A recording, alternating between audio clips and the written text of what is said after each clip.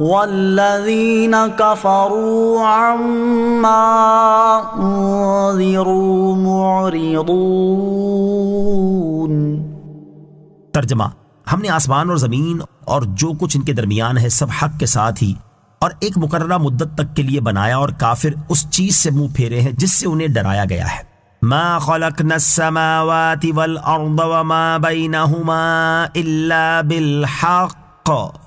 ہم نے آسمان اور زمین اور جو کچھ ان کے درمیان ہے سب حق کے ساتھ بنایا۔ ارشاد فرمایا کہ ہم نے آسمان اور زمین اور جو کچھ ان کے درمیان ہے سب حق کے ساتھ ہی بنایا، تاکہ وہ ہماری قدرت، وحدانیت، کمال کی باقی صفات اور ہر نقص و عیب سے پاک ہونے پر دلالت کریں، کیونکہ تخلیق کے ذریعے حق کی پہچان ہوتی ہے، اور ہر صنعت اپنے بنانے والے کے وجود اور اس کے کمال کی صفت کے ساتھ متصف ہونے پر دلالت کرتی ہے۔ نیز انہیں ہمیشہ باقی رہنے کے لیے نہیں بنایا، بلکہ ایک مقررہ مدت تک کے لیے بنایا ہے، اور وہ مقررہ مدت قیامت کا دن ہے، جس کے آ جانے پر آسمان اور زمین فنا ہو جائیں گے، اور جس چیز سے کفار کو ڈرایا گیا ہے وہ اس پر ایمان لانے سے منہ پھیرے ہوئے ہیں۔ اس چیز سے مراد عذاب ہے، یا اس سے قیامت کے دن کی وحشت مراد ہے، یا اس سے قرآن پاک مراد ہے جو کہ مرنے کے بعد دوبارہ زندہ کیے جانے اور اعمال کا حساب لیے جانے کا خوف دلاتا ہے۔ آیت وما بینہما الا بالحق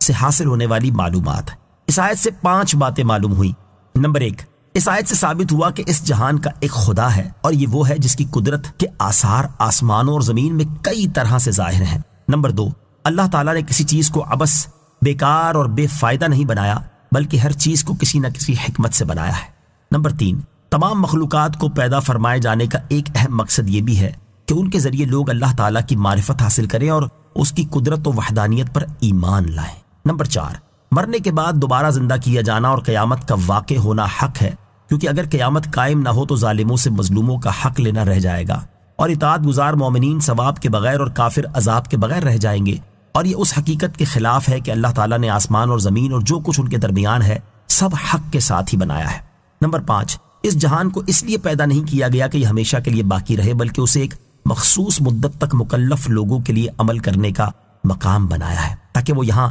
نیک عمل کر کے آخرت میں اس کی اچھی جزا پائیں۔ لہٰذا ہر شخص کو اس بات پر غور کرنا چاہیے کہ اس سے کیا مطلوب ہے اور اسے کس لیے پیدا کیا گیا ہے۔ قل ارأيتم ما تدعون من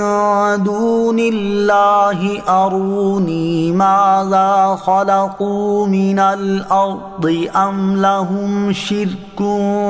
في السماوات ایتونی بکتاب من قبل هذا او اثارۃ من علم ان کنتم صادقین۔ ترجمہ: تم فرماؤ بھلا بتاؤ تو کہ اللہ کے سوا جن کی تم عبادت کرتے ہو مجھے دکھاؤ کہ انہوں نے زمین کا کون سا ذرہ بنایا ہے، یا آسمانوں میں ان کا کوئی حصہ ہے۔ میرے پاس اس سے پہلے کی کوئی کتاب یا کچھ بچا کچا علم ہی لے آؤ اگر تم سچے ہو۔ قل ارأیتم، تم فرماؤ بھلا بتاؤ۔ اس آیت میں بتوں وغیرہ کی پوجا کرنے والوں کا رد کرتے ہوئے ارشاد فرمایا گیا کہ اے حبیب صلی اللہ تعالیٰ علیہ وآلہ وسلم، آپ کافروں سے فرما دیں اللہ تعالیٰ کی بجائے جن بتوں وغیرہ کی تم عبادت کرتے ہو اگر وہ حقیقی معبود ہیں تو اس کی دلیل کے طور پر مجھے دکھاؤ کہ انہوں نے زمین کا کون سا ذرہ بنایا ہے، یا آسمانوں کو پیدا کرنے میں ان کی اللہ تعالیٰ کے ساتھ کوئی شرکت ہے جس کی وجہ سے تمہیں یہ وہم ہوا کہ یہ معبود ہونے کا کوئی حق رکھتے ہیں۔ اور اگر تم اپنے اس دعوے میں سچے ہو کہ خدا کا کوئی شریک ہے جس کی عبادت کرنے کا اس نے تمہیں حکم دیا ہے، تو اس کی دلیل کے طور پر میرے پاس قرآن سے پہلے کی نازل شدہ کوئی کتاب لے آؤ۔ اس سے مراد یہ ہے کہ قرآن مجید توحید کے حق ہونے اور شرک کے باطل ہونے کو بیان فرماتا ہے، اور اس سے پہلے جو کتاب بھی اللہ تعالیٰ کی طرف سے آئی اس میں بھی یہی بیان ہے۔ تو تم اللہ تعالیٰ کی کتابوں میں سے کوئی ایک کتاب تو ایسی لے آؤ جس میں تمہارے دین یعنی بت پرستی کی شہادت ہو، یا اگر تم کتاب نہیں لا سکتے تو کوئی ایسا مستند مضمون ہی لے آؤ جو پہلے لوگوں سے منقول ہوتا چلا آ رہا ہو، اور اس میں اس بات کی گواہی موجود ہو کہ تمہارے معبود عبادت کے مستحق ہیں۔ اور جب تمہارے پاس نہ کوئی عقلی دلیل موجود ہے نہ نقلی، تو تم کس بنیاد پر بتوں کی عبادت کرتے ہو؟ وَمَنْ أَضَلُّ مِمَّنْ يَدْعُو مِن دُونِ اللَّهِ مَنْ لَا يَسْتَجِيبُ لَهُ إِلَى يَوْمِ الْقِيَامَةِ من لا يستجيب له إلى يوم القيامة وهم عن دعائهم غافلون۔ ترجمہ، اور اس سے بڑھ کر گمراہ کون جو اللہ کی بجائے ان بتوں کی عبادت کرے جو قیامت تک اس کی نہ سنیں گے اور وہ ان کی پوجا سے بے خبر ہیں۔ وَمَنْ أَضَلُّ مِمَّنْ يَدْعُو مِن دُونِ اللَّهِ، اور اس سے بڑھ کر گمراہ کون جو اللہ کی بجائے ان بتوں کی عبادت کرے۔ اس سے پہلی آیت میں بتوں کی عبادت کا باطل ہونا بیان کیا گیا اور اس کی ایک دلیل یہ بیان کی گئی کہ بتوں کو کسی طرح کی کوئی قدرت حاصل نہیں، اور اس آیت میں بتوں کی عبادت باطل ہونے کی ایک اور دلیل بیان کی جا رہی ہے کہ یہ پکارنے والوں کی پکار نہیں سن سکتے اور محتاجوں کی حاجات سمجھ نہیں سکتے۔ چنانچہ فرمایا گیا کہ مشرکین اپنے ہاتھوں سے بتوں کو بناتے ہیں اور پھر انہیں خدا مان کر ان کی عبادت شروع کر دیتے ہیں، حالانکہ ان کی حالت یہ ہے کہ اگر یہ مشرکین قیامت تک بتوں کو پکارتے رہے تو وہ ان کی پکار نہیں سن سکتے، اور نہ ہی ان کو اپنے پجاریوں کی پوجا کی خبر ہے، کیونکہ یہ جماد اور بے جان ہیں جس کی وجہ سے نہ سن سکتے ہیں نہ سمجھ سکتے ہیں۔ اور اس آدمی سے زیادہ گمراہ اور کوئی نہیں جو اللہ تعالیٰ کو چھوڑ کر عاجز اور بے بس بتوں کی پوجا کرتا ہے اور ان سے ایسی چیزیں مانگتا ہے جو وہ قیامت تک نہیں دے سکتے۔ نیز جو وہ کہہ رہا ہے اس سے بت غافل ہیں، نہ سنتے ہیں نہ دیکھتے ہیں نہ پکڑتے ہیں، کیونکہ وہ بے جان پتھر ہیں جو بالکل بہرے اور فہم کی صلاحیت سے عاری ہیں۔ وَإِذَا حُشِرَ النَّاسُ كَانُوا لَهُمْ أَعْدَاءً وَكَانُوا بِعِبَادَتِهِمْ كَافِرِينَ۔ ترجمہ، اور جب لوگوں کا حشر ہوگا تو وہ بت ان کے دشمن ہوں گے اور ان کی عبادت سے منکر ہو جائیں گے۔ وَإِذَا حُشِرَ النَّاسُ،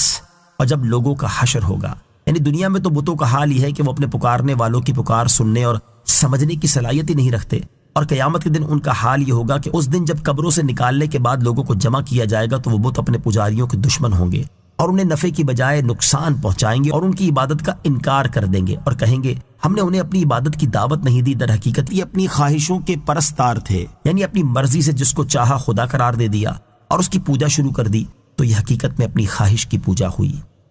وَإِذَا تُتْلَى عَلَيْهِمْ آيَاتُنَا بَيِّنَاتٍ قَالَ الَّذِينَ كَفَرُوا لِلْحَقِّ لَمَّا جَاءَهُمْ هَذَا سِحْرٌ مُبِينٌ۔ ترجمہ، اور جب ان کے سامنے ہماری روشن آیتیں پڑھی جاتی ہیں تو کافر اپنے پاس آئے ہوئے حق کے بارے میں کہتے ہیں یہ کھلا جادو ہے۔ وَإِذَا تُتْلَى عَلَيْهِمْ آيَاتُنَا بَيِّنَاتٍ، اور جب ان کے سامنے ہماری روشن آیتیں پڑھی جاتی ہیں۔ اس سے پہلی آیات میں توحید کے حق ہونے اور بتوں کی عبادت باطل ہونے کے بارے میں بیان کیا گیا، اور اب یہاں سے قرآن مجید کے بارے کفار کی گفتگو ذکر کی جا رہی ہے۔ چنانچہ اس آیت میں فرمایا گیا کہ جب اہل مکہ کے سامنے قرآن مجید کی روشن آیات پڑھی جاتی ہیں تو ان میں سے کافر لوگ غور و فکر کیے اور اچھی طرح سنے بغیر قرآن شریف کے بارے میں کہتے ہیں یہ ایسا کھلا جادو ہے جس کے جادو ہونے میں کوئی شبہ نہیں۔ ان کی یہ بات باطل ہونے کی صریح دلیل یہ ہے کہ جادو وہ چیز ہے جس کی نظیر ممکن ہے، اور قرآن مجید کی نظیر ممکن ہی نہیں، لہذا قرآن جادو ہرگز نہیں ہے۔ ام یقولون افتراہ قل ان افتریته فلا تملكون لي من الله شيئا هو اعلم بما تفيضون فيه كفى به شهيدا بيني وبينكم وهو الغفور الرحيم۔ ترجمہ، بلکہ وہ یہ کہتے ہیں کہ اس نبی نے خود ہی قرآن بنا لیا ہے، تم فرماؤ اگر میں نے اسے خود ہی بنایا ہوگا تو تم اللہ کے سامنے میرے لیے کسی چیز کے مالک نہیں ہو، وہ خوب جانتا ہے جن باتوں میں تم مشغول ہو، اور میرے اور تمہارے درمیان وہ کافی گواہ ہے اور وہی بخشنے والا مہربان ہے۔ ام یقولون افتراہ، بلکہ وہ یہ کہتے ہیں کہ اس نبی نے خود ہی قرآن بنا لیا ہے۔ ارشاد فرمایا کہ کفار مکہ کا قرآن مجید کو جادو کہنا ایک طرف، وہ تو اس سے بھی بدتر بات یہ کہتے ہیں کہ نبی کریم علیہ الصلوۃ والسلام نے خود ہی قرآن بنا لیا اور اسے اللہ تعالیٰ کی طرف منسوب کر دیا ہے۔ اے پیارے حبیب صلی اللہ تعالیٰ علیہ وآلہ وسلم، آپ ان سے فرما دیں کہ اگر بالفرض میں اپنی طرف سے قرآن بنا کر اسے اللہ تعالیٰ کی طرف منسوب کر دیتا تو یہ اللہ تعالیٰ پر افترا ہوتا، اور اللہ تعالیٰ کا دستور یہ ہے کہ وہ ایسے افترا کرنے والے کو جلد سزا میں گرفتار کرتا ہے، اور تمہیں تو یہ قدرت حاصل ہی نہیں کہ تم کسی کو اس کی سزا سے بچا سکو، یا کسی سے اس کے عذاب کو دور کر سکو، تو یہ کس طرح ہو سکتا ہے کہ میں اللہ تعالیٰ پر افترا کر کے خود کو اس کے عذاب کے لیے پیش کر دیتا؟ نیز تم جانتے ہو کہ مجھے کسی طرح کی کوئی سزا نہیں دی گئی، تو یہ بھی اس بات کی دلیل ہے کہ میں اپنی رسالت کے دعوے میں جھوٹا نہیں ہوں، اور نہ ہی میں نے اپنی طرف سے قرآن بنایا ہے، اور جب میں سچا ہوں اور قرآن اللہ تعالیٰ ہی کا کلام ہے تو یاد رکھو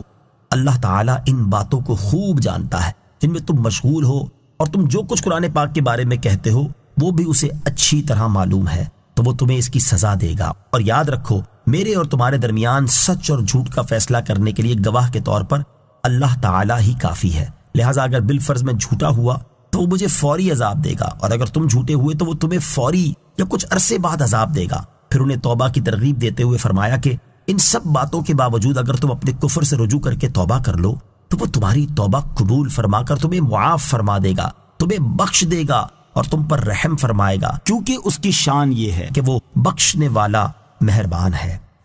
قل ما كنت بدعا من الرسل وما أدري ما يفعل بي ولا بكم إن أتبع إلا ما يوحى إلي وما أنا إلا نذير مبين۔ ترجمہ، تم فرماؤ میں کوئی انوکھا رسول نہیں ہوں اور میں نہیں جانتا کہ میرے ساتھ کیا کیا جائے گا اور تمہارے ساتھ کیا ہوگا، میں تو اسی کا تابع ہوں جو مجھے وحی ہوتی ہے، اور میں تو صرف صاف ڈر سنانے والا ہوں۔ قل ما كنت بدعا من الرسل، تم فرماؤ میں کوئی انوکھا رسول نہیں ہوں۔ اس آیت کی ایک تفسیر یہ ہے کہ سرکار دو عالم صلی اللہ تعالی علیہ وآلہ وسلم پر نت نئے اعتراضات کرنا کفار مکہ کا معمول تھا، چنانچہ کبھی وہ کہتے کہ کوئی بشر کیسے رسول ہو سکتا ہے، رسول تو کسی فرشتے کو ہونا چاہیے، کبھی کہتے کہ آپ تو ہماری طرح کھاتے پیتے ہیں، ہماری طرح بازاروں میں گھومتے پھرتے ہیں، آپ کیسے رسول ہو سکتے ہیں، کبھی کہتے آپ کے پاس نہ مال و دولت ہے اور نہ ہی اثر و رسوخ ہے۔ ان سب باتوں کا جواب اس آیت مبارکہ میں دیا گیا کہ اے پیارے حبیب صلی اللہ تعالی علیہ وآلہ وسلم، آپ ان سے فرما دیں میں کوئی انوکھا رسول نہیں ہوں، بلکہ مجھ سے پہلے بھی رسول آ چکے ہیں، وہ بھی انسان ہی تھے اور وہ بھی کھاتے پیتے تھے، اور یہ چیزیں جس طرح ان کی نبوت پر اعتراض کا باعث نہ تھی اسی طرح میری نبوت پر بھی اعتراض کا باعث نہیں ہے، تو تم ایسے فضول شبہات کی وجہ سے کیوں نبوت کا انکار کرتے ہو؟ دوسری تفسیر یہ ہے کہ نبی کریم صلی اللہ تعالی علیہ وسلم سے کفار مکہ عجیب معجزات دکھانے اور عناد کی وجہ سے غیب کی خبریں دینے کا مطالبہ کیا کرتے تھے۔ اس پر حضور اقدس صلی اللہ تعالی علیہ وسلم کو حکم دیا گیا کہ آپ کفار مکہ سے فرما دیں کہ میں انسانوں کی طرف پہلا رسول نہیں ہوں، بلکہ مجھ سے پہلے بھی بہت سے رسول تشریف لا چکے ہیں، اور وہ سب اللہ تعالیٰ کے بندوں کو اس کی وحدانیت اور عبادت کی طرف بلاتے تھے، اور میں اس کے علاوہ کسی اور چیز کی طرف بلانے والا نہیں ہوں، بلکہ میں بھی اخلاص کے ساتھ اللہ تعالیٰ کی وحدانیت پر ایمان لانے اور سچے دل کے ساتھ اس کی عبادت کرنے کی طرف بلاتا ہوں، اور مجھے اخلاقی اچھائیوں کو پورا کرنے کے لیے بھیجا گیا ہے، اور میں بھی اس چیز پر ذاتی قدرت نہیں رکھتا جس پر مجھ سے پہلے رسول ذاتی قدرت نہیں رکھتے تھے، تو پھر میں تمہیں تمہارا مطلوبہ ہر معجزہ کس طرح دکھا سکتا ہوں اور تمہاری پوچھی گئی ہر غیب کی خبر کس طرح دے سکتا ہوں کہ مجھ سے پہلے رسول وہی معجزات دکھایا کرتے تھے جو اللہ تعالیٰ نے انہیں عطا فرمائے تھے، اور اپنی قوم کو وہی خبریں دیا کرتے تھے جو اللہ تعالیٰ نے ان کی طرف وحی فرمائی تھی، اور جب میں نے پچھلے رسولوں سے کوئی انوکھا طریقہ اختیار نہیں کیا تو پھر تم میری نبوت کا انکار کیوں کرتے ہو؟ وما ادری ما يفعل بی ولا بکم، اور میں نہیں جانتا کہ میرے ساتھ کیا کیا جائے گا اور تمہارے ساتھ کیا ہوگا۔ آیت کے اس حصے کے بارے میں مفسرین نے جو کلام فرمایا ہے ان میں سے 4 چیزیں یہاں پیش کی جاتی ہیں۔ نمبر 1، یہ آیت منسوخ ہے۔ اس کی تفصیل یہ ہے کہ یہاں 2 صورتیں ہیں۔ پہلی صورت یہ ہے کہ اگر اس آیت کے یہ معنی ہو قیامت میں جو میرے اور تمہارے ساتھ کیا جائے گا وہ مجھے معلوم نہیں، تو یہ آیت سورہ فتح کی آیت نمبر 2 اور 5 سے منسوخ ہے، جیسا کہ حضرت اکرمہ اور حضرت حسن بصری رضی اللہ تعالی عنہما اس آیت کے بارے میں فرماتے ہیں۔ اسے سورہ فتح کی اس آیت اِنَّا فَتَحْنَا لَكَ فَتْحًا مُبِينًا لِيَغْفِرَ لَكَ اللَّهُ نے منسوخ کر دیا ہے۔ حضرت عبداللہ ابن عباس رضی اللہ تعالی عنہما فرماتے ہیں کہ آیت کریمہ وَمَا أَدْرِي مَا يُفْعَلُ بِي وَلَا بِكُمْ کے بعد اللہ تعالیٰ نے یہ آیات لِيَغْفِرَ لَكَ اللَّهُ مَا تَقَدَّمَ مِن ذَنبِكَ وَمَا تَأَخَّرَ اور لِيُدْخِلَ الْمُؤْمِنِينَ وَالْمُؤْمِنَاتِ نازل فرمائی، اور اللہ تعالیٰ نے اپنے حبیب علیہ السلام کو بتا دیا کہ وہ آپ کے ساتھ اور ایمان والوں کے ساتھ آخرت میں کیا معاملہ فرمائے گا۔ اس کی تفسیر اس حدیث پاک میں ہے، چنانچہ حضرت انس رضی اللہ تعالیٰ عنہ فرماتے ہیں حدیبیہ سے واپسی کے وقت نبی پاک علیہ الصلوۃ والسلام پر یہ آیت نازل ہوئی، لِيَغْفِرَ لَكَ اللَّهُ مَا تَقَدَّمَ مِن ذَنبِكَ وَمَا تَأَخَّرَ، ترجمہ تاکہ اللہ تمہارے صدقے تمہارے اگلوں کے اور تمہارے پچھلوں کے گناہ بخش دے۔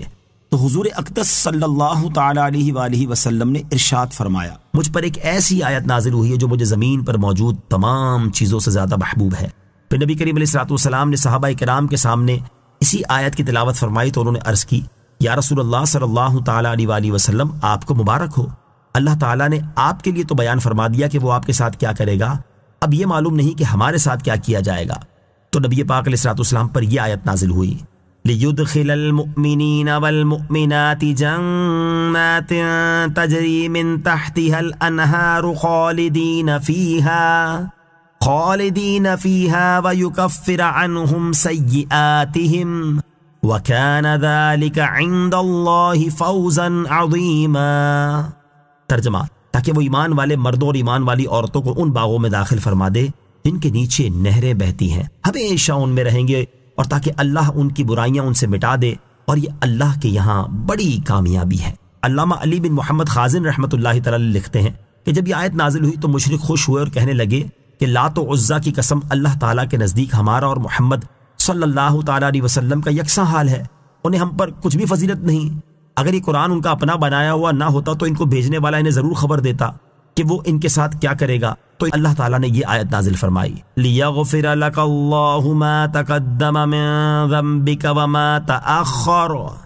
ترجمہ تاکہ اللہ تمہارے صدقے تمہارے اگلوں کے اور تمہارے پچھلوں کے گناہ بخش دے۔ صحابہ کرام علیہم رضوان نے عرض کیا، رسول اللہ صلی اللہ تعالیٰ علیہ وسلم، حضور کو مبارک ہو، آپ کو تو معلوم ہو گیا کہ آپ کے ساتھ کیا کیا جائے گا، اب یہ انتظار ہے کہ اللہ تعالیٰ ہمارے ساتھ کیا کرے گا۔ اس پر اللہ تعالیٰ نے یہ آیت نازل فرمائی، لِيُدْخِلَ الْمُؤْمِنِينَ وَالْمُؤْمِنَاتِ جَنَّاتٍ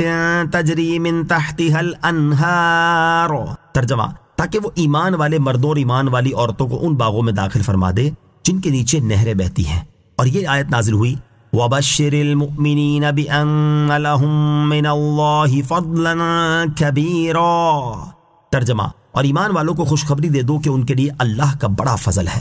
تو اللہ تعالیٰ نے بیان فرما دیا کہ حضور اقدس صلی اللہ تعالیٰ علیہ وآلہ وسلم کے ساتھ اور مومنین کے ساتھ کیا کرے گا۔ دوسری صورت یہ ہے کہ آخرت کا حال تو حضور پرنور علیہ الصلوۃ والسلام کو اپنا بھی معلوم ہے، مومنین کا بھی اور جھٹلانے والوں کا بھی، اور اس آیت کے معنی یہ ہے دنیا میں کیا کیا جائے گا یہ معلوم نہیں۔ اگر آیت کے یہ معنی لیے جائیں تو بھی یہ آیت منسوخ ہے، کیونکہ اللہ تعالیٰ نے حضور انور علیہ الصلوۃ والسلام کو یہ بھی بتا دیا ہے، جیسا کہ ارشاد باری تعالیٰ ہے، لِيُظْهِرَهُ عَلَى الدِّينِ كُلِّهِ، ترجمہ تاکہ اسے تمام دینوں پر غالب کر دے، اور ارشاد فرمایا، وَمَا كَانَ اللَّهُ لِيُعَذِّبَهُمْ وَأَنْتَ فِيهِمْ، ترجمہ اور اللہ کی شان یہ نہیں کہ انہیں عذاب دے جب تک اے حبیب تم ان میں تشریف فرما ہو۔ یہاں اس آیت کے منسوخ ہونے کے بارے میں جو تفصیل بیان کی، اسے دوسرے انداز میں یوں بیان کیا گیا ہے کہ حضور انور علیہ الصلوۃ والسلام کا یہ فرمان، وَمَا أَدْرِي مَا يُفْعَلُ بِي وَلَا بِكُمْ، قرآن مجید کا نزول مکمل ہونے سے پہلے کی بات ہے، اس لیے یہاں فی الحال جاننے کی نفی ہے، آئندہ اس کا علم حاصل نہ ہونے کی نفی نہیں ہے۔ چنانچہ علامہ احمد ساوی رحمۃ اللہ تعالی علیہ فرماتے ہیں، یہ آیت اسلام کے ابتدائی دور میں نبی کریم علیہ الصلوۃ والسلام مومنین اور کفار کا انجام بیان کیے جانے سے پہلے نازل ہوئی، ورنہ سید المرسلین علیہ الصلوۃ والسلام اس وقت تک دنیا سے تشریف نہ لے گئے یہاں تک کہ اللہ تعالیٰ نے انہیں قرآن مجید میں اجمالی اور تفصیلی طور پر وہ سب کچھ بتا دیا جو آپ علیہ الصلوۃ والسلام مومنین اور کفار کے ساتھ کیا جائے گا۔ نمبر 2، یہاں ذاتی طور پر جاننے کی نفی کی گئی ہے، اور اس میں کوئی شک نہیں کہ یہ نفی دائمی اور ابدی ہے، لیکن اس سے اللہ تعالیٰ کے بتانے سے ہر چیز کے جاننے کی نفی نہیں ہوتی، جیسا کہ علامہ نظام الدین حسن بن محمد نیشا پوری رحمۃ اللہ تعالی فرماتے ہیں، آیت کے حصے میں اپنی ذات سے جاننے کی نفی ہے، وحی کے ذریعے جاننے کی نفی نہیں ہے۔ صدر الفاضل مفتی نعیم الدین مراد آبادی رحمۃ اللہ تعالی فرماتے ہیں، اللہ تعالیٰ نے اپنے حبیب علیہ الصلوۃ والسلام کو حضور کے ساتھ اور حضور کی امت کے ساتھ پیش آنے والے امور پر مطلع فرما دیا، خواہ وہ دنیا کے ہوں یا آخرت کے، اور اگر درایت بمعنی ادراک بالقیاس یعنی عقل سے جاننے کے معنی میں لیا جائے تو مضمون اور بھی زیادہ صاف ہے، اور آیت کا اس کے بعد والا جملہ اس کا مؤید ہے۔ نمبر 3، یہاں تفصیلی درایت کی نفی ہے، اس کی تفصیل یہ ہے کہ اللہ تعالیٰ ہمیشہ سید المرسلین صلی اللہ تعالیٰ علیہ وآلہ وسلم اور مومنین پر فضل و ثواب کی خلعتوں کی نوازش کرتا رہے گا، اور حضور پرنور علیہ الصلوۃ والسلام کے دشمنوں پر ذلت و عذاب کے تازیانے اور کوڑے برساتا رہے گا، اور یہ سب کے سب غیر متناہی ہیں، یعنی ان کی کوئی انتہا نہیں ہے۔ اور غیر متناہی کی تفصیلات کا احاطہ اللہ تعالیٰ کا علم ہی کر سکتا ہے۔ علامہ نیشا پوری رحمۃ اللہ تعالی علیہ اسی آیت کے ضمن میں فرماتے ہیں تفصیلی درایت حاصل نہیں ہے، اور علامہ اسماعیل حقی رحمۃ اللہ تعالی علیہ لکھتے ہیں ممکن ہے کہ یہاں جس چیز کی نفی کی گئی ہے وہ تفصیلی درایت ہو، یعنی مجھے اجمالی طور پر تو معلوم ہے لیکن میں تمام تفصیلات کے ساتھ یہ نہیں جانتا کہ دنیا اور آخرت میں میرے اور تمہارے ساتھ کیا کیا جائے گا، کیونکہ مجھے ذاتی طور پر غیب کا علم حاصل نہیں۔ آپ رحمۃ اللہ تعالی علیہ مزید فرماتے ہیں اس آیت سے معلوم ہوا کہ حضور اقدس صلی اللہ تعالی علیہ وسلم کو مبلغ یعنی بندوں تک اللہ تعالیٰ کا پیغام پہنچا دینے والا بنا کر بھیجا گیا ہے، اور کسی کو ہدایت دے دینا نبی کریم صلی اللہ تعالی علیہ وسلم کی ذمہ داری نہیں بلکہ اللہ تعالیٰ جسے چاہتا ہے ہدایت دیتا ہے۔ اور یہ بھی معلوم ہوا کہ غیبوں کا ذاتی علم اللہ تعالیٰ کے ساتھ خاص ہے، جبکہ انبیاء کرام علیہ الصلوۃ والسلام اور اولیاء عظام رحمۃ اللہ تعالی علیہم کا غیبی خبریں دینا وہی الہام اور اللہ تعالیٰ کی تعلیم کے واسطے سے ہے۔ نمبر 4، یہاں درایت کی نفی ہے، علم کی نہیں۔ درایت کا معنی قیاس کے ذریعے جاننا ہے، یعنی خبر کی بجائے آدمی اپنی عقل سے جانتا ہو، اور نبی کریم صلی اللہ تعالی علیہ وسلم نے اپنے اخروی احوال کو اپنے عقلی قیاس سے نہیں جانا بلکہ اللہ تعالیٰ کے بتانے سے جانا۔ یہ معنی اوپر دوسری تعویل میں خزائن العرفان کے حوالے سے ضمنی طور پر بھی موجود ہے۔ خلاصہ یہ کہ اللہ تعالیٰ نے اپنے حبیب علیہ الصلوۃ والسلام کو ان کے ساتھ اور آپ کی امت کے ساتھ پیش آنے والے امور پر مطلع فرما دیا ہے، خواہ وہ دنیا کے امور ہوں یا آخرت کے، اور حضور پرنور علیہ الصلوۃ والسلام غیب کا ذاتی علم نہیں رکھتے، اور جو کچھ جانتے ہیں وہ اللہ تعالیٰ کی تعلیم سے جانتے ہیں۔ نوٹ: اعلیٰ حضرت امام احمد رضا خان رحمۃ اللہ تعالی علیہ نے اپنی کتاب انباء الحی ان کلامہ المصون تبیان لکل شیء، قرآن مجید ہر چیز کا روشن بیان ہے، میں اسی آیت کو ذکر کر کے نبی کریم علیہ الصلوۃ والسلام کے علم غیب کی نفی پر بطور دلیل آیت پیش کرنے والوں کا رد فرمایا، اور اس آیت میں مذکور نفی ما ادری میں نہیں جانتا کہ 10 جوابات ارشاد فرمائے ہیں، ان کی معلومات حاصل کرنے کے لیے اس کتاب کا مطالعہ فرمائیں۔ قل أرأيتم إن كان من عند الله وكفرتم به وشهد شاهد من بني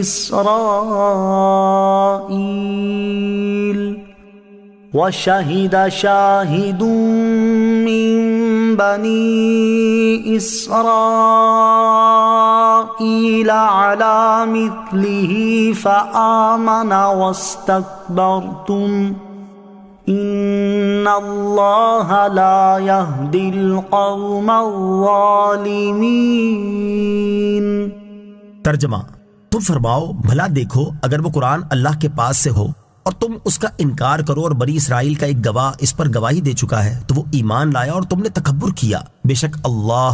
ظالموں کو ہدایت نہیں دیتا۔ قل ارأیتم، تم فرماؤ بھلا دیکھو، یعنی اے حبیب صلی اللہ تعالی علیہ وسلم آپ فرما دیں کہ اے کافروں، میری طرف جس قرآن کی وحی کی جاتی ہے اگر وہ حقیقت میں اللہ تعالیٰ کی طرف سے ہو اور تمہارا حال یہ ہو کہ تم اس کا انکار کر رہے ہو، جبکہ بنی اسرائیل کا ایک گواہ اس پر گواہی دے چکا ہو کہ وہ قرآن اللہ تعالیٰ کی طرف سے ہے، پھر وہ گواہ تو ایمان لے آیا اور تم نے ایمان لانے سے تکبر کیا، تو مجھے بتاؤ کہ اس کا نتیجہ کیا ہوگا؟ کیا ایسی صورت میں تم ظالم نہیں ہو؟ یقیناً اس صورت میں تم نے ایمان نہ لا کر اپنی جانوں پر ظلم کیا، اور بے شک اللہ تعالیٰ ظالموں کو ہدایت نہیں دیتا۔ بنی اسرائیل کے گواہ سے مراد کون ہے؟ جمہور مفسرین کے نزدیک اس آیت میں بنی اسرائیل کے گواہ سے مراد حضرت عبداللہ بن سلام رضی اللہ تعالی عنہ ہیں۔ اسی لیے کہا گیا ہے کہ یہ آیت مدنی ہے کیونکہ حضرت عبداللہ بن سلام رضی اللہ تعالیٰ عنہ مدینہ منورہ میں ایمان لائے۔ آپ کے ایمان لانے سے متعلق حضرت انس رضی اللہ تعالیٰ عنہ فرماتے ہیں جب حضرت عبداللہ بن سلام رضی اللہ تعالیٰ عنہ نے سنا کہ رسول اللہ صلی اللہ تعالیٰ علیہ وآلہ وسلم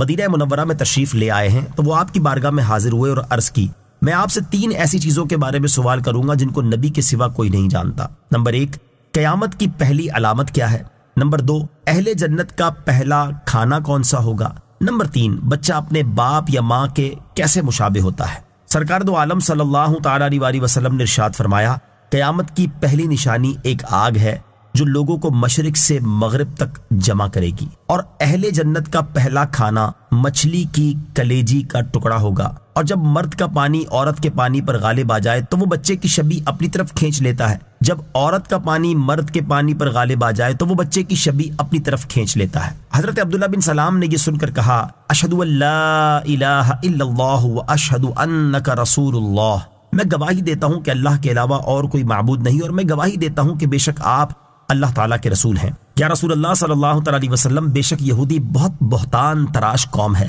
اگر ان کو میرے اسلام کا آپ کے ان سے پوچھنے سے پہلے علم ہو گیا تو وہ مجھ پر بہتان لگائیں گے۔ پھر یہودی آئے تو نبی کریم علیہ الصلوۃ والسلام نے ان سے سوال کیا، تم میں عبداللہ کیسے ہیں؟ انہوں نے کہا وہ ہم میں سب سے بہتر ہیں، ان کے والد بھی ہم میں سب سے بہتر تھے، وہ ہمارے سردار ہیں اور ہمارے سردار کے بیٹے ہیں۔ ارشاد فرمایا اگر عبداللہ بن سلام مسلمان ہو جائیں تو تم کیا کہو گے؟ تو انہوں نے کہا اللہ تعالیٰ ان کو اس سے اپنی پناہ میں رکھے۔ پھر حضرت عبداللہ بن سلام باہر نکلے اور کہا اشہد ان لا الہ الا اللہ واشہد ان محمد رسول اللہ۔ تو یہودیوں نے کہا وہ ہم میں سب سے برے ہیں، سب سے برے شخص کے بیٹے ہیں، اور ان کی برائیاں بیان کی۔ حضرت عبداللہ بن سلام رضی اللہ تعالیٰ عنہ نے عرض کی یا رسول اللہ صلی اللہ تعالیٰ علیہ وآلہ وسلم، مجھے اسی چیز کا خدشہ تھا۔ وقال الذين كفروا للذين آمنوا لو كان خيرا ما سبقونا إليه وإذ لم يهتدوا به فسيقولون هذا إفك قديم۔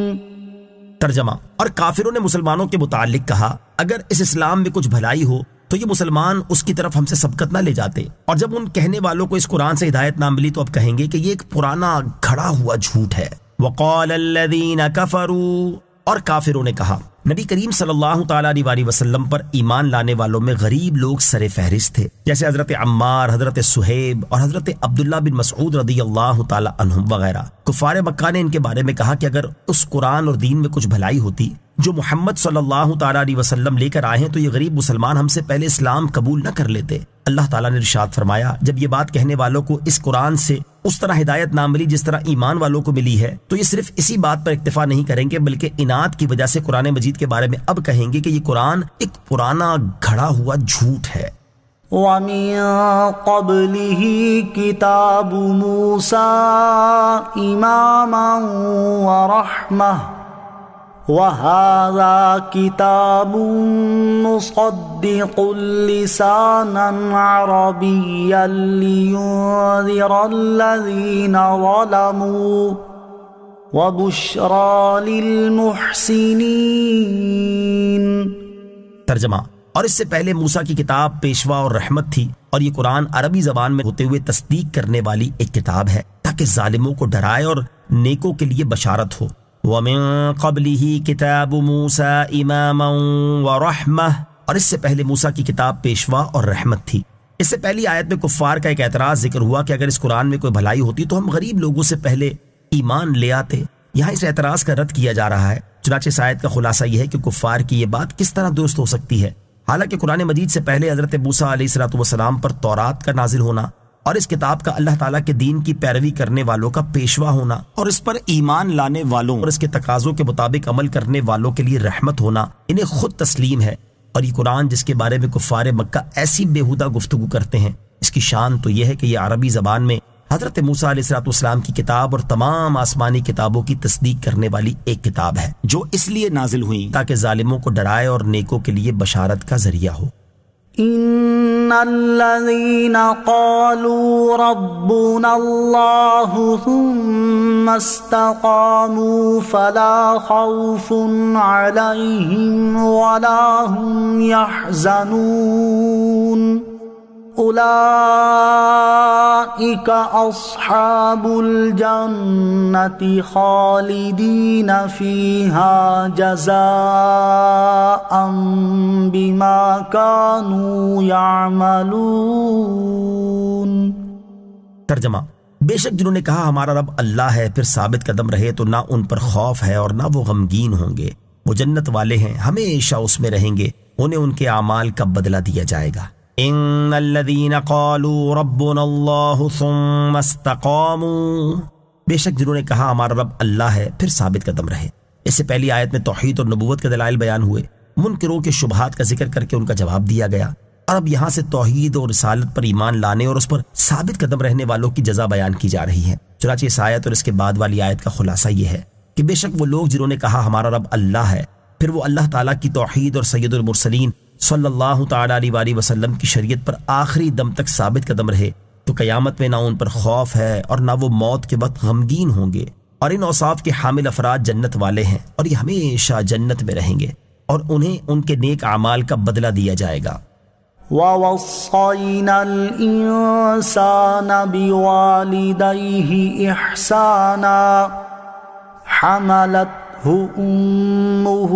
كُرْهًا وَوَضَعَتْهُ كُرْهًا وَحَمْلُهُ وَفِصَالُهُ 30 شهرا حتى إذا بلغ أشده وبلغ 40 سنة قال رب أوزعني أن أشكر نعمتك التي أنعمت علي وعلى والدي وأن أعمل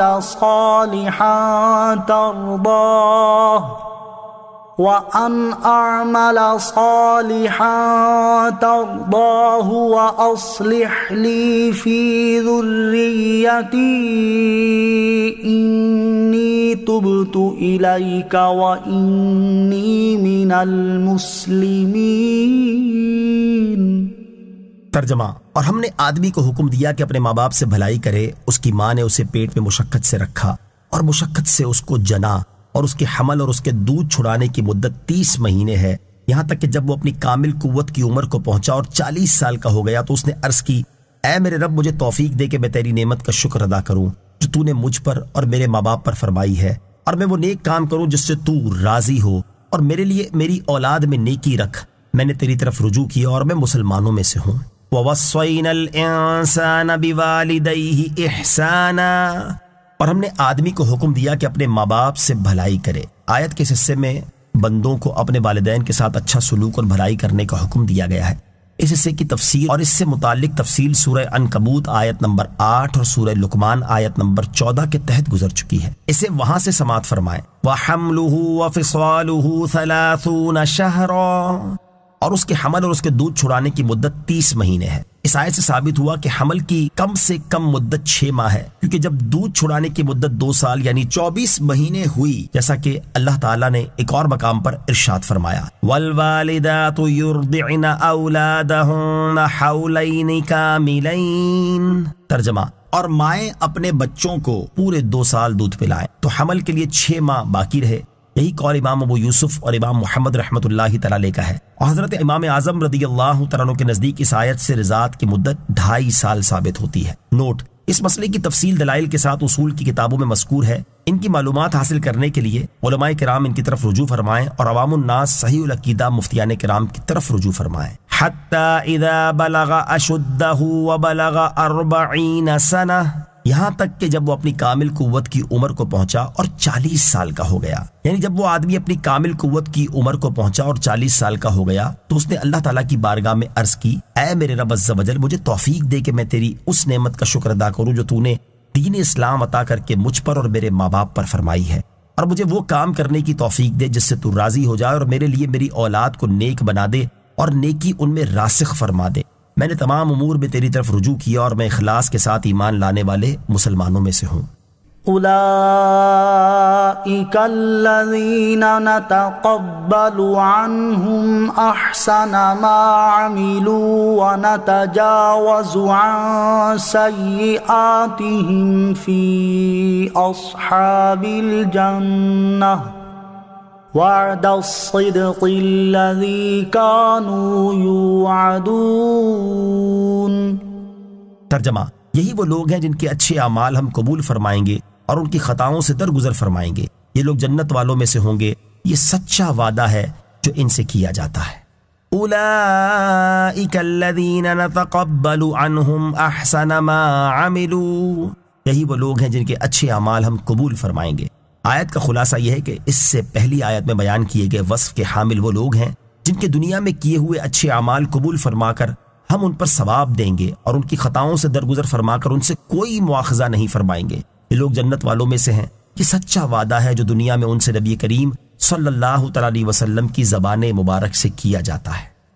والذي قال لوالديه اف لكما اتعدانني ان اخرج وقد خلت القرون من قبلي وهما يستغيثان الله ويلك آمن إن وعد الله حق فيقول ما هذا إلا أساطير الأولين۔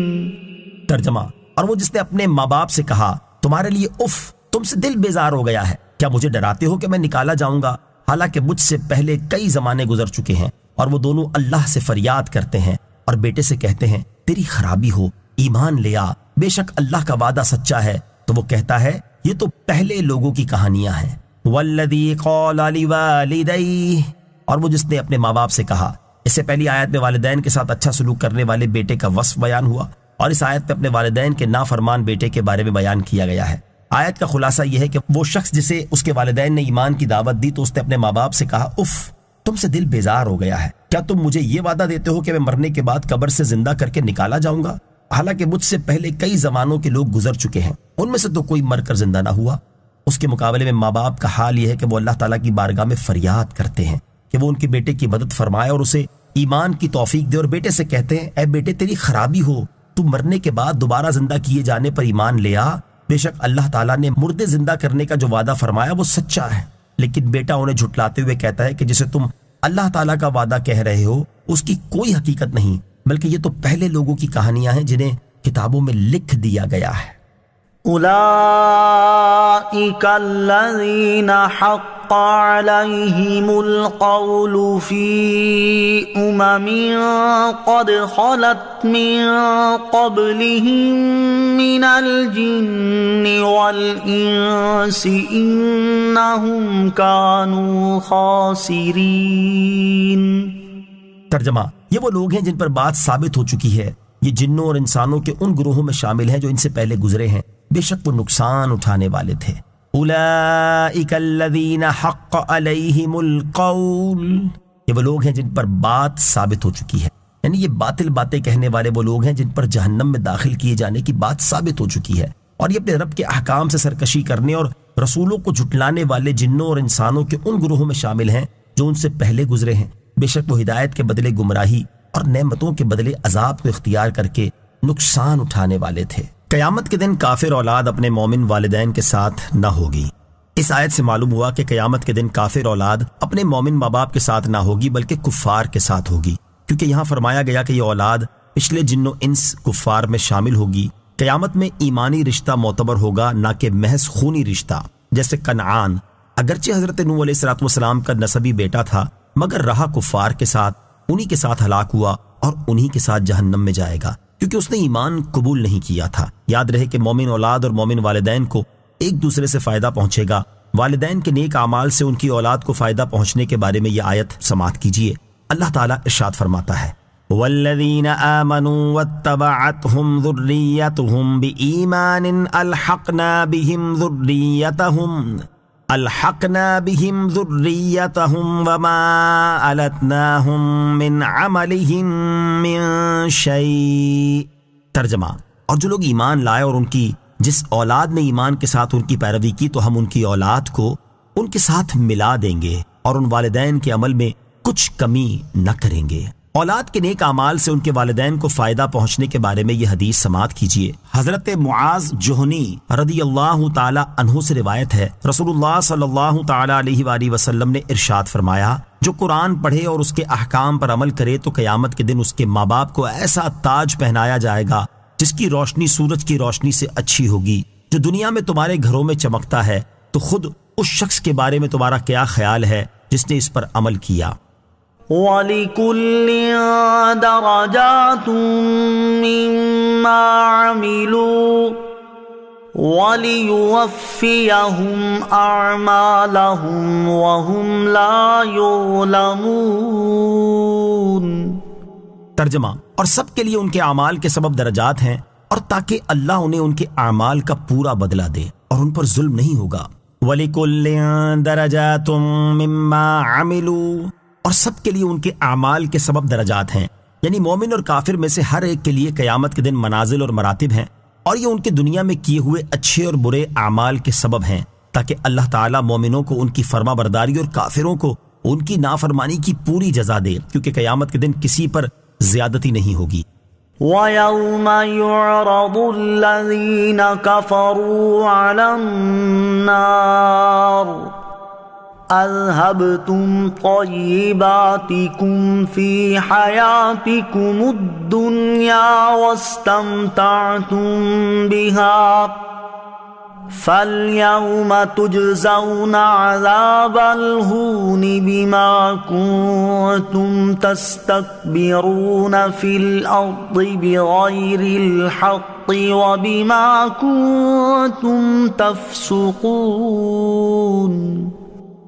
ترجمہ: اور جس دن کافر آگ پر پیش کیے جائیں گے تو کہا جائے گا تم اپنے حصے کی پاک چیزیں اپنی دنیا ہی کی زندگی میں فنا کر چکے اور ان سے فائدہ اٹھا چکے، تو آج تمہیں ذلت کے عذاب کا بدلہ دیا جائے گا، کیونکہ تم زمین میں ناحق تکبر کرتے تھے اور اس لیے کہ تم نافرمانی کرتے تھے۔ وَيَوْمَ يُعْرَضُ الَّذِينَ كَفَرُوا عَلَى النَّارِ، اور جس دن کافر آگ پر پیش کیے جائیں گے۔ ارشاد فرمایا کہ جس دن کافر جہنم کی آگ پر پیش کیے جائیں گے تو اس وقت ان سے فرمایا جائے گا تم لذتوں میں مشغول ہو کر اپنے حصے کی پاک چیزیں اپنی دنیا ہی کی زندگی میں فنا کر چکے اور ان سے فائدہ اٹھا چکے، اس لیے یہاں آخرت میں تمہارا کوئی حصہ باقی نہ رہا جسے تم لے سکو۔ تو تم جو دنیا میں ایمان قبول کرنے سے ناحق تکبر کرتے تھے اور احکامات کو ترک کر کے اور ممنوعات کا ارتکاب کر کے نافرمانی کیا کرتے تھے، اس کے بدلے میں آج تمہیں ذلیل اور رسوا کر دینے والا عذاب دیا جائے گا۔ اخروی ثواب میں اضافے کی خاطر دنیاوی لذتوں کو ترک کر دینا۔ اس آیت میں اللہ تعالیٰ نے دنیاوی لذتوں اور عیش و عشرت کو اختیار کرنے پر کفار کی مذمت اور انہیں ملامت فرمائی ہے، اسی لیے رسول کریم صلی اللہ تعالی علیہ وسلم، آپ کے صحابہ کرام رضوان اللہ تعالی علیہم اجمعین اور امت کے دیگر نیک لوگ دنیا کے عیش و عشرت اور اس کی لذتوں سے کنارہ کش رہتے تھے اور زہد و قناعت والی زندگی گزارنے کو ترجیح دیتے تھے تاکہ آخرت میں ان کا ثواب زیادہ ہو۔ یہاں اسی سے متعلق دو روایات سماعت کیجیے۔ نمبر 1، حضرت عمر فاروق رضی اللہ تعالیٰ عنہ فرماتے ہیں میں نے کاشانہ اقدس میں دیکھا تو خدا کی قسم مجھے 3 کھالوں کے سوا کچھ نظر نہ آیا۔ میں نے رسول کریم علیہ الصلوۃ والسلام کی بارگاہ میں عرض کی آپ اللہ تعالیٰ سے دعا کیجئے آپ کی امت پر وسعت فرمائے، کیونکہ اس نے ایران اور روم کے لیے وسعت کر کے انہیں دنیا عطا فرمائی ہے، حالانکہ وہ اللہ تعالیٰ کی عبادت نہیں کرتے۔ حضور اقدس صلی اللہ تعالیٰ علیہ وسلم نے ارشاد فرمایا اے ابن خطاب، کیا تمہیں اس میں شک ہے کہ یہ وہ لوگ ہیں جنہیں ان کے حصے کی پاک چیزیں دنیا میں ہی جلد دے دی گئی ہیں؟ حضرت عمر فاروق رضی اللہ تعالیٰ عنہ نے عرض کی یا رسول اللہ صلی اللہ تعالیٰ علیہ وسلم میرے لیے مغفرت کی دعا فرما دیجئے۔ نمبر 2، حضرت سالم بن عبداللہ رضی اللہ تعالیٰ عنہ سے روایت ہے امیر المومنین حضرت عمر فاروق رضی اللہ تعالیٰ عنہ نے فرمایا اللہ عز و جل کی قسم ہمیں بھی زندگی کی لذتیں حاصل کرنے کی خواہش ہوتی ہے اور ہم بھی یہ حکم دینا چاہتے ہیں کہ ہمارے لیے چھوٹی بکری بھونی جائے، میدے کی روٹی اور مشکیزے میں نبیز بنائی جائے، یہاں تک کہ جب گوشت چکور یعنی تیتر کی مثل پہاڑی پرندے کے گوشت کی طرح نرم ہو جائے تو اسے کھائیں اور نبیز پئیں، لیکن ہم ایسا نہیں کرتے بلکہ ہم یہ ارادہ رکھتے ہیں کہ پاکیزہ چیزوں کو آخرت کے لیے بچا لیں، کیونکہ ہم نے اللہ تعالیٰ کا یہ ارشاد سن رکھا ہے اذهبتم طیباتکم فی حیاتکم الدنیا۔ ترجمہ: تم اپنے حصے کی پاک چیزیں اپنی دنیا ہی کی زندگی میں فنا کر چکے۔ اللہ تعالیٰ ہمیں بھی اخروی ثواب میں اضافے کی خاطر دنیا کی لذتوں اور اس کے عیش و عشرت کو ترک کرنے کی توفیق عطا فرمائے، آمین۔ تاجدار رسالت صلی اللہ تعالیٰ علیہ وسلم اور صحابہ کرام رضی اللہ تعالیٰ عنہم کی دنیا سے کنارہ کشی۔ حضور پر نور صلی اللہ تعالیٰ علیہ وسلم اللہ تعالیٰ کی عطا سے ہر چیز کے مالک ہیں اور آپ جیسی چاہتے ویسی شاہانہ زندگی بسر فرما سکتے تھے، لیکن آپ نے اس زندگی پر قدرت و اختیار کے باوجود زہد و قناعت سے بھرپور اور دنیا کے عیش و عشرت سے دور رہتے ہوئے زندگی بسر فرمائی، اور آپ کی صحبت سے فیض یافتہ صحابہ کرام رضی اللہ تعالیٰ عنہم نے بھی اسی طرح زندگی بسر کرنے کو ترجیح دی۔ یہاں ان کی زاہدانہ زندگی کے مزید 6 واقعات سماعت کیجیے۔ نمبر 1، حضرت ابو امامہ رضی اللہ تعالیٰ عنہ سے روایت ہے نبی کریم صلی اللہ تعالیٰ علیہ وآلہ وسلم نے ارشاد فرمایا اللہ تعالیٰ نے مجھ پر یہ معاملہ پیش فرمایا کہ میرے لیے مکے کی وادی سونے کی بنا دے۔ میں نے عرض کی اے میرے رب عز و جل، نہیں، میں ایک دن پیٹ بھر کے کھاؤں گا اور ایک دن بھوکا رہوں گا، پھر جب میں بھوکا رہوں گا تو تجھ سے فریاد کروں گا اور تجھے یاد کروں گا، اور جب میں سیر ہو کر کھاؤں گا تو میں تیرا شکر ادا کروں گا اور تیری حمد کروں گا۔ نمبر 2، حضرت عائشہ صدیقہ رضی اللہ تعالی عنہا فرماتی ہیں پورا مہینہ گزر جاتا تھا مگر گھر میں آگ نہ جلتی تھی، محض چند کھجوروں اور پانی پر گزارا کیا جاتا تھا۔ نمبر 3، حضرت انس بن مالک رضی اللہ تعالی عنہ بیان کرتے ہیں ایک مرتبہ حضرت سیدہ فاطمہ رضی اللہ تعالی عنہا نے جو کی روٹی کا ایک ٹکڑا نبی کریم علیہ الصلوۃ والسلام کی بارگاہ میں پیش کیا تو آپ علیہ الصلوۃ والسلام نے ارشاد فرمایا یہ پہلا کھانا ہے جو 3 دن کے بعد تمہارے والد کے منہ میں داخل ہوا ہے۔ نمبر 4، حضرت عائشہ صدیقہ رضی اللہ تعالی عنہا فرماتی ہیں رسول کریم علیہ الصلوۃ والسلام کی وفات تک آپ علیہ الصلوۃ والسلام کے اہل بیت نے کبھی جو کی روٹی بھی 2 دن متواتر نہ کھائی۔ نمبر 5، حضرت ابو طلحہ رضی اللہ تعالی عنہ فرماتے ہیں ہم نے رسول کریم علیہ الصلوۃ والسلام کی بارگاہ میں بھوک کی شکایت کی اور اپنے پیٹ سے کپڑا اٹھا کر آپ کو پیٹ پر بندھے ہوئے پتھر دکھائے تو رسول اللہ صلی اللہ علیہ وسلم نے اپنے پیٹ پر بندھے ہوئے 2 پتھر دکھائے۔ نمبر 6، حضرت عمر فاروق رضی اللہ تعالیٰ عنہ ملک شام میں گئے تو ان کے لیے ایسا لذیذ کھانا تیار کیا گیا کہ اس سے پہلے اتنا لذیذ کھانا دیکھا نہیں گیا تھا۔ حضرت عمر فاروق رضی اللہ تعالیٰ عنہ نے فرمایا یہ کھانا ہمارے لیے ہے تو ان محتاج مسلمانوں کے لیے کیا تھا جو اس حال میں فوت ہو گئے کہ انہوں نے جو کی روٹی بھی پیٹ بھر کر نہیں کھائی۔ حضرت خالد بن ولید رضی اللہ تعالیٰ عنہ نے عرض کی ان کے لیے جنت ہے۔ یہ سن کر حضرت عمر فاروق رضی اللہ تعالیٰ عنہ کی آنکھوں سے آنسو بہنے لگے اور آپ نے فرمایا کاش ہمارے لیے دنیا کا حصہ چند لکڑیاں ہوتی، وہ محتاج مسلمان اپنے حصے میں جنت لے گئے، ہم میں اور ان میں بہت فرق ہے۔ کائنات کی ان مقدس ہستیوں کے زہد و قناعت کا صدقہ اللہ تعالی ہمیں بھی زہد و قناعت کی عظیم دولت عطا فرمائے، آمین۔ نفس کو نہ کھلی چھٹی دی جائے نہ ہر حال میں اس کی پیروی کی جائے۔ امام محمد غزالی رحمۃ اللہ تعالی علیہ بزرگان دین کے زہد و قناعت اور دنیاوی لذتوں سے کنارہ کشی کے واقعات ذکر کرنے کے بعد فرماتے ہیں خلاصہ یہ ہے کہ نفس کو جائز خواہشات کے لیے بھی کھلی چھٹی نہیں دینی چاہیے اور نہ ہی یہ ہونا چاہیے کہ اس کی ہر حال میں پیروی کی جائے۔ بندہ جس قدر خواہشات کو پورا کرتا ہے اسی قدر اسے اس بات کا ڈر بھی ہونا چاہیے کہ کہیں قیامت کے دن اس سے یہ نہ کہہ دیا جائے اذهبتم طیباتکم فی حیاتکم الدنیا واستمتعتم بها۔ ترجمہ، تم اپنے حصے کی پاک چیزیں اپنی دنیا ہی کی زندگی میں فنا کر چکے اور ان سے فائدہ اٹھا چکے، اور جس قدر بندہ اپنے نفس کو مجاہدات میں ڈالے گا اور خواہش کو چھوڑے گا اسی قدر آخرت میں من پسند چیزوں سے نفع اٹھائے گا۔ اللہ تعالیٰ کی عطا کردہ لذیذ چیزوں سے فائدہ اٹھانے کی مذموم اور غیر مذموم صورتیں۔ یاد رہے کہ اللہ تعالیٰ کی دی ہوئی لذیذ اور پسندیدہ حلال چیزوں کو حاصل کرنا اور ان سے نفع اٹھانا گناہ نہیں، کیونکہ شریعت میں حلال اور طیب چیز کے حصول اور اس سے نفع اٹھانے کی اجازت دی گئی ہے، اور نہ ہی ان چیزوں کا استعمال جائز اور حلال سمجھتے ہوئے انہیں ترک کرنا قابل مذمت ہے، بلکہ مذموم یہ ہے کہ بندہ اللہ تعالیٰ کی نعمتوں سے فائدہ اٹھائے اور ان کا شکر ادا نہ کرے، یا حرام ذریعے سے حاصل کر کے انہیں استعمال کرے، یا حلال چیزوں کی بجائے حرام چیزوں سے فائدہ اٹھائے۔ لہٰذا بعض بزرگان دین کا حلال اور طیب لذیذ اور عمدہ چیزوں کو استعمال کرنا مذموم نہیں، کیونکہ یہ شریعت کی دی ہوئی اجازت پر عمل کر رہے ہوتے ہیں۔ اسی طرح بعض بزرگان دین کا ان چیزوں کے استعمال سے گریز کرنا بھی مذموم نہیں، کیونکہ وہ ان کے ساتھ حرام جیسا سلوک نہیں کرتے، بلکہ ان کا استعمال جائز و حلال سمجھتے ہوئے اپنے نفس کی اصلاح کے لیے ایسا کرتے ہیں۔ البتہ ان لوگوں کا طرز عمل ضرور مذموم ہے جو اللہ تعالیٰ کی حلال کردہ چیزوں سے فائدہ اٹھانا اپنے اوپر حرام قرار دیتے ہوئے ان سے بچتے ہیں۔ اللہ تعالیٰ ارشاد فرماتا ہے يا أيها الناس كلوا مما في الأرض حلالا طيبا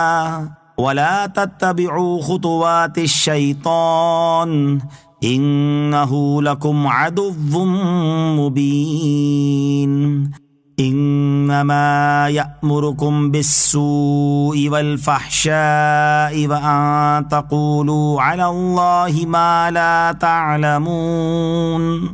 ترجمہ، اے لوگو جو کچھ زمین میں حلال پاکیزہ ہے اس میں سے کھاؤ اور شیطان کے راستوں پر نہ چلو، بے شک وہ تمہارا کھلا دشمن ہے، وہ تمہیں صرف برائی اور بے حیائی کا حکم دے گا اور یہ حکم دے گا کہ تم اللہ کے بارے میں وہ کچھ کہو جو خود تمہیں معلوم نہیں۔ اور ارشاد فرمایا یا ایھا الذین آمنوا کلوا من طیبات ما رزقناکم واشکروا للہ ان کنتم ایاہ تعبدون۔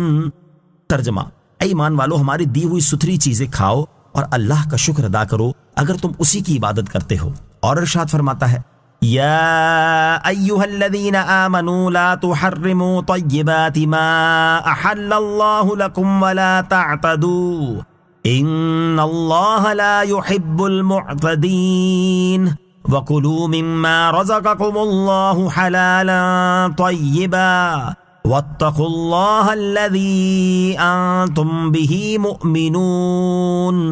ترجمہ، اے ایمان والو، ان پاکیزہ چیزوں کو حرام نہ قرار دو جنہیں اللہ نے تمہارے لیے حلال فرمایا ہے، اور حد سے نہ بڑھو، بے شک اللہ حد سے بڑھنے والوں کو ناپسند فرماتا ہے۔ اور جو کچھ تمہیں اللہ نے حلال پاکیزہ رزق دیا ہے اس میں سے کھاؤ، اور اس اللہ سے ڈرو جس پر تم ایمان رکھنے والے ہو۔ اور فرمایا قل من حرم زینت اللہ التي اخرج لعباده والطیبات من الرزق قل هي للذین آمنوا في الحیاة الدنیا خالصة یوم القیامہ کذالک نفصل الآیات لقوم یعلمون۔ ترجمہ، تم فرماؤ اللہ کی اس زینت کو کس نے حرام کیا جو اس نے اپنے بندوں کے لیے پیدا فرمائی ہے، اور پاکیزہ رزق کو کس نے حرام کیا؟ تم فرماؤ یہ دنیا میں ایمان والوں کے لیے ہے، قیامت میں تو خاص انہی کے لیے ہوگا۔ ہم اسی طرح علم والوں کے لیے تفصیل سے آیات بیان کرتے ہیں۔ اللہ تعالی ہمیں شریعت کے احکام اور مقاصد کو سمجھنے اور اعتدال کی راہ پر قائم رہنے کی توفیق عطا فرمائے، آمین۔ وَاذْكُرْ أَخَا عَادٍ إِذْ أَنذَرَ قَوْمَهُ بِالْأَحْقَافِ وَقَدْ خَلَتِ النُّذُرُ مِنْ بَيْنِ يَدَيْهِ وَمِنْ خَلْفِهِ أَلَّا تَعْبُدُوا إِلَّا اللَّهَ إِنِّي أَخَافُ عَلَيْكُمْ عَذَابَ يَوْمٍ عَظِيمٍ۔ قالوا أجئتنا لتأفكنا عن آلهتنا فأتنا بما تعدنا إن كنت من الصادقين۔ ترجمہ، اور عاد کے ہم قوم کو یاد کرو جب اس نے اپنی قوم کو سرزمین احقاف میں ڈرایا، اور بے شک اس سے پہلے اور اس کے بعد کئی ڈر سنانے والے گزر چکے کہ اللہ کے سوا کسی کی عبادت نہ کرو، بے شک مجھے تم پر ایک بڑے دن کے عذاب کا ڈر ہے۔ انہوں نے کہا کیا تم اس لیے آئے ہو کہ ہمیں ہمارے معبودوں سے پھیر دو؟ اگر تم سچے ہو تو ہم پر لے آؤ جس کی تم ہمیں وعیدیں سناتے ہو۔ وَاذْكُرْ أَخَا عَادٍ، اور عاد کے ہم قوم کو یاد کرو۔ اس سے پہلی آیات میں توحید اور نبوت کو ثابت کرنے کے لیے مختلف دلائل بیان کیے گئے، اور کفار مکہ کا حال یہ تھا کہ وہ دنیاوی لذتوں میں ڈوبے ہوئے اور انہیں حاصل کرنے میں مشغول ہونے کی بنا پر ان دلائل سے منہ پھیرتے اور ان کی طرف کوئی توجہ نہ کیا کرتے تھے۔ اس لیے یہاں سے قوم عاد کے بارے میں بیان کیا گیا کہ وہ مال، قوت اور وجاہت میں کفار مکہ سے بڑھ کر تھے، اور جب وہ اپنے کفر و سرکشی میں قائم رہے تو اس کے نتیجے میں اللہ تعالیٰ نے ان پر عذاب مسلط کر دیا۔ اس واقعے کو ذکر کرنے سے مقصود یہ ہے کہ کفار مکہ اس سے عبرت پکڑیں اور اپنے غرور و تکبر کو چھوڑ کر دین اسلام کو قبول کر لیں۔ چنانچہ ارشاد فرمایا کہ اے پیارے حبیب صلی اللہ تعالی علیہ وآلہ وسلم، آپ کفار مکہ کے سامنے حضرت ہود علیہ السلام کا وہ واقعہ بیان کریں جب انہوں نے احقاف کی سرزمین میں بسنے والی اپنی قوم کو ایمان نہ لانے کی صورت میں اللہ تعالیٰ کے عذاب سے ڈرایا۔ اور یہ ایسی لازمی اور صحیح بات ہے کہ حضرت ہود علیہ السلام سے پہلے اور ان کے بعد بہت سے عذاب الہی کا ڈر سنانے والے پیغمبر گزر چکے ہیں۔ حضرت ہود علیہ السلام نے فرمایا، اے میری قوم، اللہ تعالیٰ کے سوا کسی کی عبادت نہ کرو، بے شک مجھے ڈر ہے کہ کہیں تمہارے شرک اور توحید سے اعراض کرنے کی وجہ سے تم پر ایک بڑے دن کا عذاب نہ آ جائے۔ اگر تم اس سے بچنا چاہتے ہو تو اللہ تعالیٰ کی وحدانیت پر ایمان لے آؤ اور صرف اسی کی عبادت کرو۔ قالوا، انہوں نے کہا، قوم نے حضرت ہود علیہ السلام کو جواب دیا، کیا تم ہمارے پاس اس لیے آئے ہو کہ ہم سے ہمارے بتوں کی پوجا چھڑا کر ہمیں اپنے دین کی طرف پھیر دو؟ ایسا ہرگز نہیں ہو سکتا، اور تم نے ہمیں جو عذاب کی وعید سنائی ہے اس میں اگر تم سچے ہو تو ہم پر وہ عذاب لے آؤ۔ قال انما العلم عند اللہ وابلغکم ما ارسلت به ولکنی اراکم قوما تجہلون۔ ترجمہ، فرمایا علم تو اللہ ہی کے پاس ہے اور میں تمہیں اسی چیز کی تبلیغ کرتا ہوں جس کے ساتھ مجھے بھیجا گیا ہے، لیکن میں تمہیں ایک جاہل قوم سمجھتا ہوں۔ قال انما العلم عند اللہ، فرمایا علم تو اللہ ہی کے پاس ہے۔ حضرت ہود علیہ السلام نے اپنی قوم کے جواب میں ارشاد فرمایا، عذاب نازل ہونے کا وقت مجھے معلوم نہیں، کیونکہ اس کا علم تو اللہ تعالیٰ ہی کے پاس ہے، اور جب عذاب کا مقررہ وقت آئے گا تو وہی اسے نازل فرمائے گا، اور میرا یہ کام نہیں کہ میں اس معاملے میں کوئی دخل دوں، بلکہ میری ذمہ داری یہ ہے کہ مجھے جو احکام دے کر بھیجا گیا ہے وہ تم تک پہنچا دوں، اس لیے تمہیں تبلیغ کر کے میں تو اپنی ذمہ داری پوری کر رہا ہوں، لیکن تم میرے حساب سے جاہل لوگ ہو، کیونکہ تم اس چیز کا مطالبہ کر رہے ہو جو میرے دائرہ اختیار میں ہے ہی نہیں، اور یہ بھی تمہاری جہالت ہے کہ ایک طرف توحید کا انکار کر رہے ہو اور دوسری طرف اپنے ہی منہ سے مصیبت و بلا مانگ رہے ہو۔ فلما رأوه عارضا مستقبل أوديتهم قالوا هذا عارض ممطرنا بل هو ما استعجلتم به ريح فيها عذاب أليم۔ ترجمہ، پھر جب انہوں نے اسے یعنی عذاب کو بادل کی صورت میں پھیلا ہوا اپنی وادیوں کی طرف آتا ہوا دیکھا تو کہنے لگے یہ ہمیں بارش دینے والا بادل ہے۔ کہا گیا کہ نہیں، بلکہ یہ تو وہ ہے جس کی تم نے جلدی مچائی تھی، یہ ایک آندھی ہے جس میں دردناک عذاب ہے۔ فلما رأوه، پھر جب انہوں نے عذاب کو دیکھا، جب قوم عاد نے کسی طرح حق کو قبول نہ کیا تو ان سے جس عذاب کا وعدہ کیا گیا تھا وہ آ گیا۔ اس کی صورت یہ ہوئی کہ کچھ عرصہ ان کے علاقوں میں بارش نہ ہوئی، پھر اللہ تعالیٰ نے ان کی طرف ایک سیاہ بادل چلایا جس میں ان پر آنے والا عذاب تھا، اور جب انہوں نے عذاب کو بادل کی طرح آسمان کے کناروں میں پھیلا ہوا اپنی وادیوں کی طرف آتے ہوئے دیکھا تو وہ لوگ خوش ہو گئے اور کہنے لگے یہ ہمیں بارش دینے والا بادل ہے۔ حضرت ہود علیہ السلام نے ان سے فرمایا یہ برسنے والا بادل نہیں ہے، بلکہ یہ تو وہ عذاب ہے جس کی تم جلدی مچا رہے تھے، اس بادل میں ایک آندھی ہے جس میں دردناک عذاب ہے۔ تدمر كل شيء بأمر ربها فأصبحوا لا يرى إلا مساكنهم كذلك نجزي القوم المجرمين۔ ترجمہ، یہ اپنے رب کے حکم سے ہر چیز کو تباہ کر دیتی ہے، تو صبح کو ان کی ایسی حالت تھی کہ ان کے خالی مکان ہی نظر آ رہے تھے، ہم مجرموں کو ایسی ہی سزا دیتے ہیں۔ تدمر کل شیء بامر ربها، اپنے رب کے حکم سے ہر چیز کو تباہ کر دیتی ہے، یعنی اس آندھی کا حال یہ ہے کہ وہ اپنے رب عز و جل کے حکم سے ہر چیز کو تباہ کر دیتی ہے۔ چنانچہ اس آندھی کے عذاب نے قوم عاد کے مردوں، عورتوں، چھوٹوں، بڑوں سب کو ہلاک کر دیا۔ ان کے اموال آسمان و زمین کے درمیان اڑتے پھرتے تھے اور ان کی چیزیں پارا پارا ہو گئیں، اور صبح کے وقت ایسی حالت تھی کہ وہاں ان کے خالی مکان ہی نظر آ رہے تھے۔ آیت کے آخر میں فرمایا کہ ہم مجرموں کو ایسی ہی سزا دیتے ہیں جیسی ہم نے قوم عاد کو دی، اس لیے کفار مکہ کو بھی اس بات سے ڈرنا چاہیے کہ اگر وہ اپنے کفر و عناد پر قائم رہے تو اللہ تعالیٰ ان پر بھی قوم عاد جیسی آندھی بھیج سکتا ہے۔ وَلَقَدْ مَكَّنَّاهُمْ فِي مَاءٍ مَكَّنَّاكُمْ فِيهِ وَجَعَلْنَا لَهُمْ سَمْعًا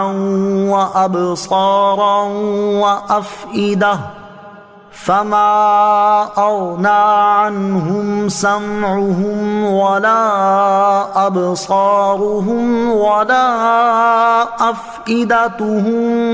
مِنْ شَيْءٍ إِذْ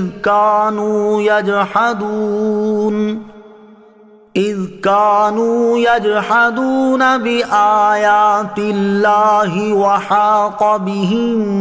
مَا كَانُوا بِهِ يَسْتَهْزِئُونَ۔ ترجمہ، اور بے شک ہم نے ان کو ان چیزوں میں قدرت دی تھی جن میں اے اہل مکہ تمہیں قدرت نہیں دی، اور ان کے لیے کان اور آنکھیں اور دل بنائے، تو ان کے کان اور ان کی آنکھیں اور ان کے دل ان کے کچھ کام نہ آئے، جبکہ وہ اللہ کی آیتوں کا انکار کرتے تھے، اور انہیں اس عذاب نے گھیر لیا جس کا وہ مذاق اڑاتے تھے۔ وَلَقَدْ مَكَّنَّاهُمْ فِي مَاءٍ مَكَّنَّاكُمْ فِيهِ، اور بے شک ہم نے ان کو ان چیزوں میں قدرت دی تھی جن میں تمہیں قدرت نہیں دی۔ کفار مکہ کو عذاب سے ڈرانے کے بعد یہاں سے قوم عاد کی ان پر برتری بیان کر کے انہیں نصیحت کی جا رہی ہے۔ چنانچہ ارشاد فرمایا گیا، اے اہل مکہ، بے شک ہم نے قوم عاد کو ان چیزوں میں قدرت دی تھی جن میں تمہیں قدرت نہیں دی، جیسے وہ جسمانی قوت، مال کی کثرت اور عمر لمبی ہونے میں تم سے زیادہ تھے، لیکن اس قوت کے باوجود وہ اللہ تعالیٰ کے عذاب سے نجات نہ پا سکے۔ تو پھر غور کرو کہ تمہارا کیا حال ہوگا۔ مزید یہ کہ ہم نے قوم عاد پر نعمتوں کے دروازے کھولے، انہیں کان، آنکھیں اور دل عطا کیے تاکہ وہ ان اعضاء کو دین کے کام میں لائیں، مگر انہوں نے ان خداداد صلاحیتوں سے دین کا کام ہی نہیں لیا، بلکہ ان کے ذریعے صرف دنیا اور اس کی لذتیں طلب کرنے میں لگے رہے، تو ان کے کان، ان کی آنکھیں اور ان کے دل اللہ تعالیٰ کے عذاب سے بچانے میں ان کے کچھ کام نہ آئے، اور وہ چونکہ اللہ تعالیٰ کی آیتوں کا انکار کرتے تھے اس لیے انہیں اس عذاب نے گھیر لیا جس کے جلد نازل ہونے کا مطالبہ کر کے وہ اس کا مذاق اڑاتے تھے۔ تو اے اہل مکہ، جب قوم عاد نے اپنی دنیا پر غرور کیا اور حجت و دلیل کو قبول کرنے سے اعراض کیا تو ان پر اللہ تعالیٰ کا عذاب نازل ہو گیا اور ان کی قوت و کثرت ان کے کچھ کام نہ آئی، تو تم تو ان کے مقابلے میں کمزور اور عاجز ہو، اس لیے تمہیں اللہ تعالیٰ کے عذاب سے زیادہ ڈرنا چاہیے۔ وَلَقَدْ أَهْلَكْنَا مَا حَوْلَكُمْ مِنَ الْقُرَى وَصَرَّفْنَا الْآيَاتِ لَعَلَّهُمْ يَرْجِعُونَ فَلَوْلَا نَصَرَهُمُ الَّذِينَ اتَّخَذُوا مِن دُونِ اللَّهِ قُرْبَانًا آلِهَةً بل ضلوا عنهم وذلك إفكهم وما كانوا يفترون۔ ترجمہ، اور اے اہل مکہ، بے شک ہم نے تمہارے آس پاس کی بستیوں کو ہلاک کر دیا اور بار بار نشانیاں لائے تاکہ وہ باز آ جائیں، تو جن بتوں کو قرب حاصل کرنے کے لیے اللہ کے سوا معبود بنا رکھا تھا انہوں نے ان کافروں کی مدد کیوں نہیں کی، بلکہ وہ ان سے گم ہو گئے، اور یہ ان کا بہتان تھا اور جو وہ گھڑتے رہتے تھے۔ وَلَقَدْ أَهْلَكْنَا مَا حَوْلَكُمْ مِنَ الْقُرَىٰ، اور بے شک ہم نے تمہارے آس پاس کی بستیوں کو ہلاک کر دیا۔ یہاں سے قوم عاد اور سمود وغیرہ کی اجڑی ہوئی بستیوں، ان کی تباہی اور ان میں رہنے والوں کی ہلاکت کے سبب کی طرف اشارہ کر کے کفار مکہ کو تنبیہ کی جا رہی ہے۔ چنانچہ اس آیت اور اس کے بعد والی آیت کا خلاصہ یہ ہے کہ اے اہل مکہ، تمہارے آس پاس عاد اور سمود وغیرہ کی اجڑی ہوئی بستیاں موجود ہیں، اور جب تم یمن اور شام کا سفر کرتے ہو تو راستے میں ان تباہ شدہ بستیوں کو دیکھتے ہو، کبھی تم نے ان کی تباہی و بربادی کا سبب تلاش کیا ہے؟ آخر کس وجہ سے وہ بستیاں تباہ ہو گئیں اور ان میں بسنے والے لوگ تم سے زیادہ طاقتور اور مالدار ہونے کے باوجود ہلاک ہو کر عبرت کا نشان بن گئے؟ تو سنو، ان کی تباہی و بربادی اور ہلاکت کی وجہ یہ تھی کہ جب وہاں کے لوگوں کو اللہ تعالیٰ کی طرف سے بھیجے گئے انبیاء کرام علیہ السلام نے اللہ تعالیٰ کی وحدانیت پر ایمان لانے، صرف اسی کی عبادت کرنے اور اپنی نبوت پر ایمان لانے کی دعوت دی، تو ان لوگوں نے اس دعوت کو قبول نہ کیا، اور ان کی ہٹ دھرمی کا حال یہ تھا کہ انبیاء کرام علیہ السلام نے ان کے سامنے اللہ تعالیٰ کی قدرت و وحدانیت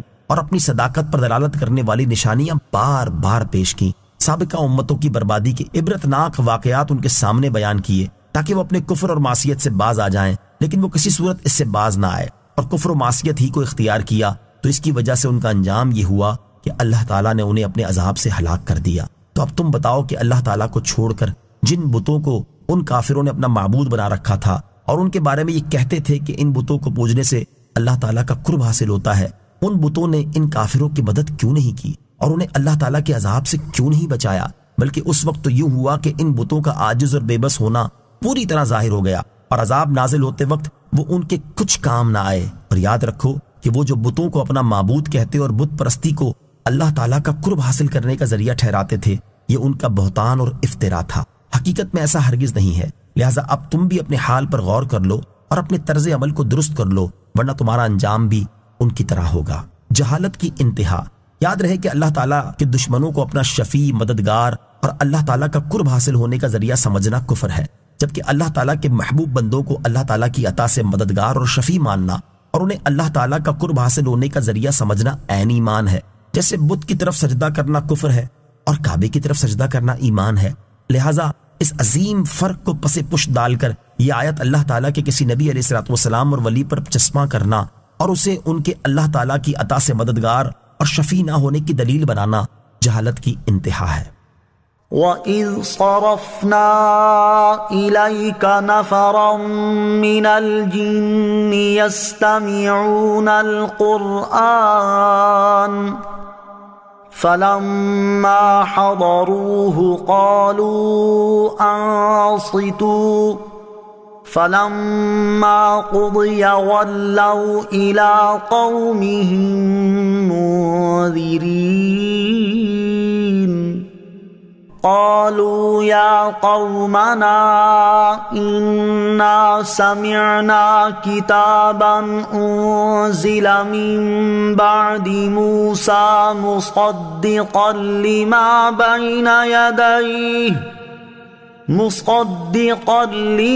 بَيْنَ يَدَيْهِ يَهْدِي إِلَى الْحَقِّ وإلى طريق مستقيم يا قومنا أجيبوا داعي الله وآمنوا به يغفر لكم من ذنوبكم ويجركم من عذاب أليم ومن لا يجب داعي الله فليس بمعجز في الأرض وليس له من دونه أولياء أولئك في ضلال مبين۔ ترجمہ: اور اے حبیب یاد کرو جب ہم نے تمہاری طرف جنوں کی ایک جماعت بھیری جو کان لگا کر قرآن سنتی تھی، پھر جب وہ نبی کی بارگاہ میں حاضر ہوئے تو کہنے لگے خاموش رہو اور سنو۔ پھر جب تلاوت ختم ہو گئی تو وہ اپنی قوم کی طرف ڈراتے ہوئے پلٹ گئے، کہنے لگے اے ہماری قوم، ہم نے کتاب سنی ہے جو موسیٰ کے بعد نازل کی گئی ہے، وہ پہلی کتابوں کی تصدیق فرماتی ہے، حق اور سیدھے راستے کی طرف رہنمائی کرتی ہے۔ اے ہماری قوم، اللہ کے منادی کی بات مانو اور اس پر ایمان لاؤ، وہ تمہارے گناہوں میں سے بخش دے گا اور تمہیں دردناک عذاب سے بچا لے گا۔ اور جو اللہ کے بلانے والے کی بات نہ مانے تو وہ زمین میں قابو سے نکل کر جانے والا نہیں ہے، اور اللہ کے سامنے اس کا کوئی مددگار نہیں ہے، وہ کھلی گمراہی میں ہے۔ وَإِذْ صَرَفْنَا إِلَيْكَ نَفَرًا مِّنَ الْجِنِّ، اور جب ہم نے تمہاری طرف جنوں کی ایک جماعت پھیری۔ اس سے پہلی آیات میں کفار مکہ کے سامنے سابقہ امتوں کے حالات اور ان کا انجام بیان ہوا، اور اب یہاں سے ان کے سامنے جنوں کے ایمان لانے کا واقعہ بیان کر کے انہیں شرم و عار دلائی جا رہی ہے۔ چنانچہ اس آیت اور اس کے بعد والی 3 آیات کا خلاصہ یہ ہے کہ اے پیارے حبیب صلی اللہ تعالیٰ علیہ وسلم، آپ کفار مکہ کے سامنے اس وقت کا واقعہ بیان کیجئے جب ہم نے جنوں کی ایک جماعت کو آپ کی طرف بھیج دیا، جس کا حال یہ تھا کہ وہ غور سے قرآن سنتی تھی۔ پھر جب وہ قرآن مجید کی تلاوت کے وقت نبی کریم علیہ الصلوۃ والسلام کی بارگاہ میں حاضر ہوئے تو آپس میں کہنے لگے خاموش رہو تاکہ حضور علیہ الصلوۃ والسلام کی قرات اچھی طرح سن لیں۔ پھر جب تلاوت ختم ہو گئی تو وہ جنات رسول کریم علیہ الصلوۃ والسلام پر ایمان لا کر آپ کے حکم سے اپنی قوم کی طرف ایمان کی دعوت دینے گئے، اور انہیں ایمان نہ لانے اور رسول کریم علیہ الصلوۃ والسلام کی مخالفت سے ڈرایا۔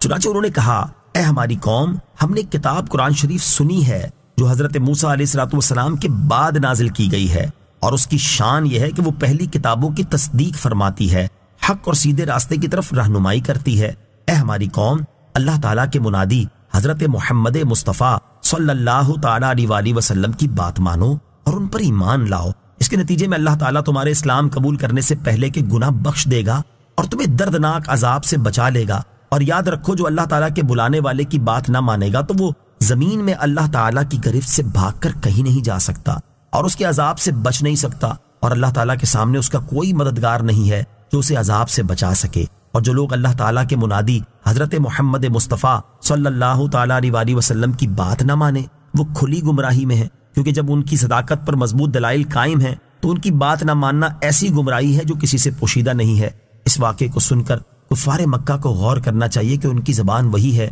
جس پہ قرآن نازل ہوا، اور نبی اکرم علیہ الصلوۃ والسلام کا تعلق بھی انسانوں سے ہے، جبکہ جنات نہ تو رسول کریم علیہ الصلوۃ والسلام کے ہم زبان ہیں اور نہ آپ کے جنس سے انسان اور بشر ہیں۔ جب وہ قرآن مجید کی آیات سن کر سید المرسلین صلی اللہ تعالیٰ علیہ وسلم پر ایمان لے آئے ہیں تو کفار مکہ اس بات کے زیادہ حقدار ہیں کہ وہ رسول کریم علیہ الصلوۃ والسلام سے قرآن کریم سن کر اللہ تعالیٰ کی وحدانیت، حضور اقدس علیہ الصلوۃ والسلام کی رسالت اور قرآن مجید کے اللہ تعالیٰ کا کلام ہونے پر ایمان لائیں۔ سورہ احقاف کی آیت نمبر 29 تا 32 سے متعلق 5 باتیں۔ مفسرین نے ان آیات کے مختلف پہلوؤں کی وضاحت کے لیے کثیر کلام فرمایا ہے، یہاں اس میں سے 5 باتیں سماعت کیجیے۔ نمبر 1، آیت نمبر 29 میں لفظ نفر مذکور ہے۔ مشہور قول کے مطابق اس کا اطلاق 3 سے لے کر 10 تک افراد پر ہوتا ہے، اور جنوں کی جو جماعت حضور انور علیہ الصلوۃ والسلام کی بارگاہ میں بھیجی گئی اس کی تعداد کے بارے میں مفسرین کا ایک قول یہ ہے کہ وہ 7 جنات پر، اور ایک قول یہ ہے کہ وہ 9 جنات پر مشتمل تھی۔ نمبر 2، ان جنات کا تعلق کس علاقے سے تھا، اس کے بارے میں بھی ایک قول یہ ہے کہ ان کا تعلق یمن کے علاقے نصیبین سے تھا، اور ایک قول یہ ہے کہ ان کا تعلق نینوا سے تھا، اور ایک قول یہ ہے کہ وہ جنات شے صوبان سے تھے۔ نمبر 3، محقق علماء کا اس بات پر اتفاق ہے کہ جن سب کے سب مکلف ہیں۔ نمبر 4، آیت نمبر 30 میں ہے کہ جنات نے حضرت موسیٰ علیہ الصلوۃ والسلام کا ذکر کیا، اس کے بارے میں حضرت عطا رحمۃ اللہ تعالی نے کہا چونکہ وہ جنات دین یہودیت پر تھے، اس لیے انہوں نے حضرت موسیٰ علیہ الصلوۃ والسلام کا ذکر کیا اور حضرت عیسیٰ علیہ الصلوۃ والسلام کی کتاب کا نام نہ لیا۔ اور بعض مفسرین نے کہا کہ حضرت عیسیٰ علیہ الصلوۃ والسلام کی کتاب کا نام نہ لینے کا باعث یہ ہے کہ اس میں صرف مواعظ ہیں، احکام بہت ہی کم ہیں۔ نمبر 5، آیت نمبر 31 میں بیان ہوا کہ ایمان قبول کرنے کی صورت میں اللہ تعالی گناہ بخش دے گا۔ اس میں تفصیل یہ ہے کہ ایمان لانے سے جو گناہ بخشے جائیں گے، ان سے مراد وہ گناہ ہیں جن کا تعلق حقوق اللہ سے ہو، اور جو گناہ حقوق العباد سے متعلق ہو گئے وہ محض ایمان قبول کرنے سے معاف نہیں ہوں گے، بلکہ ان کی تلافی ضروری ہے۔ أَوَلَمْ يَرَوْا أَنَّ اللَّهَ الَّذِي خَلَقَ السَّمَاوَاتِ وَالْأَرْضَ وَلَمْ يَعْيَ بِخَلْقِهِنَّ بِقَادِرٍ عَلَىٰ أَن